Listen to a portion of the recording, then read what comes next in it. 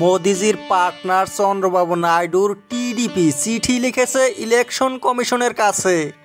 BJP দবদবিয়ে আছে যে বিহারের ভোটার লিস্ট রিভিশন করতে হবে, বাংলাদেশিদেরকে হাঁটাইতে হবে।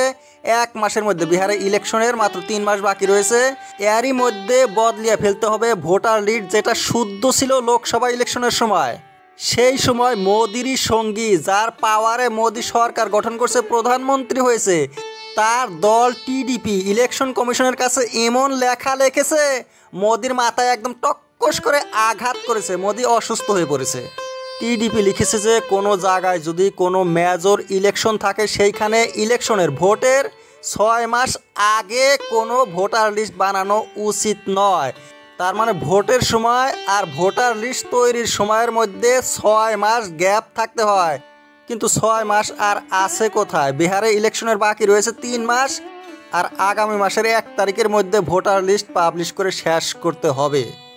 টিডিপির চিঠির মধ্যে মোদিকে অসুস্থ করার আরও একটা পয়েন্ট রয়েছে যে লেখা হয়েছে ভোটার লিস্ট পাবলিকেশনের সময় নাগরিকত্ব দেখাটা উচিত নয়। নাগরিকত্ব সেটা দেখবে হোম মিনিস্ট্রি, ইলেকশন কমিশনের কাজ এটা নয়। ইলেকশন কমিশন মাত্র দেখবে কারা মারা গিয়েছে, কাদের বিয়া হয়ে অন্য জায়গায় গিয়েছে, তাদের নামগুলো বাদ পড়বে, নাগরিকত্ব দেখে নয়।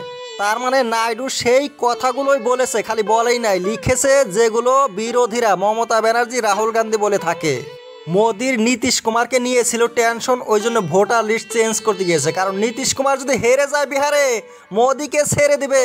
নীতিশের টেনশনে মোদি ঘুমাইতে পারে না। তার মধ্যে নাইডু আরও এমন জায়গায় আঘাত করেছে, মোদিকে একদম চুপ করে দিয়েছে বিজেপিকে। ইলেকশন কমিশন মানেই তো মোদি কমিশন। এই মোদি কমিশন বলেছে জন্ম সার্টিফিকেট দিতে হবে মা বাবার, যদি কেউ ভোটার হতে চায়। আমার মা বাবার জন্ম সার্টিফিকেট কোথায় পাবো আমি?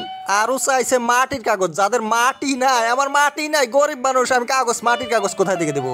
আর ইলেকশন কমিশন নিজেই বানিয়েছে ভোটার কার্ড, যে ভোটার কার্ড তারাই দিয়েছে, সেই ভোটার কার্ড অ্যাকসেপ্ট করছে না। আধার কার্ডও অ্যাকসেপ্ট করছে না। আধার হয়েছে আইডেন্টিটি, পরিচয়ের জন্যে। তাই আধার কার্ড, ভোটার কার্ড বাতিল করার জন্য সুপ্রিম কোর্টে গিয়ে ধাক্কা খেয়েছে মোদির সরকার।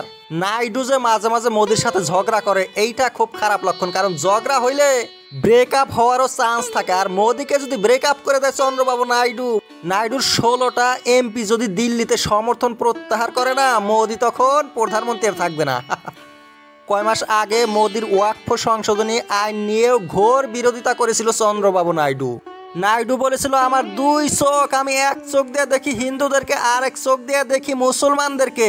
মোদির চোখ একটা কম, ওই জন্য মুসলমানদেরকে মোদি দেখে না। নীতিশ কুমারও যে মোদির বন্ধু তা নয়। বিজেপির হিমন্ত বিশ্ব শর্মা যখন আসামে গরু জবাই করা নিষিদ্ধ করেছিল, নীতিশ কুমার তখন তার বিরোধিতা করেছিল। বিধানসভায় যে নামাজ পড়ার ব্রেক বাতিল করে দিয়েছিল হিমন্ত বিশ্ব শর্মা, তারও বিরোধিতা করেছিল নীতিশ কুমার। আর নীতিশের মতো কিন্তু নাইডুও পাল্টি মারা লোক। নাইডুও একবার মোদির সাথ ছেড়ে দিয়েছিল। আর নাইডুকে ভয় করে মোদি অন্ধ্রপ্রদেশে বাজেটের সময় অনেক বেশি করে টাকা দিয়েছে, নীতিশকেও অনেক বেশি করে টাকা দিয়েছে। টাকা খেয়েও কেন শান্ত হইল না দুইজন?